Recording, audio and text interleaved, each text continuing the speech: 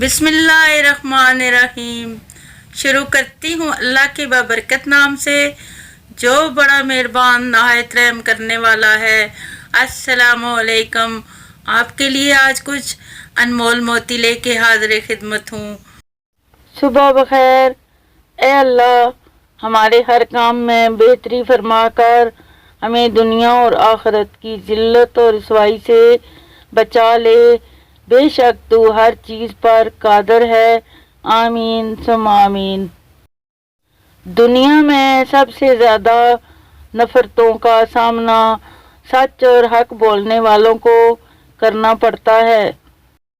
حیرت ہے کہ لوگ ہماری اچھائی کے بارے میں پوری تصدیق کرتے ہیں اور برائی پر بلا تصدیق اور بنا سوچے سمجھے ہی یقین کر لیتے ہیں۔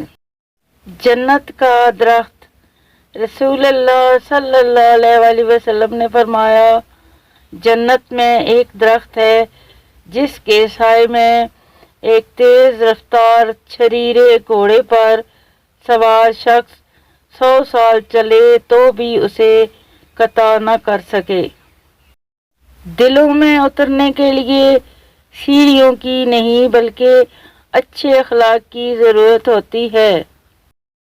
ہم رزق کو نہیں، رزق ہمیں تلاش کرتا ہے۔ نبی کریم صلی اللہ علیہ وآلہ وسلم کا فرمان ہے، بلا شبہ انسان کا رزق اس کو موت سے بھی زیادہ شدت سے تلاش کرتا ہے۔ صرف ہاتھ ہی نہیں، الفاظ بھی سہارا بنتے ہیں۔ جہاں ہاتھ نہ پکڑ سکیں وہاں لفظوں سے تھام لیا کریں۔ لفظوں کا استعمال سوچ سمجھ کر کیا کریں۔ آپ ایک چھوٹی سی بات کہہ جاتے ہیں جو آپ کے لیے نارمل بات ہوتی ہے، لیکن اگلا انسان اس پہ کڑتا رہتا ہے۔ اچھے لوگ کبھی تعریف کے محتاج نہیں ہوتے، کیونکہ پھولوں کو کبھی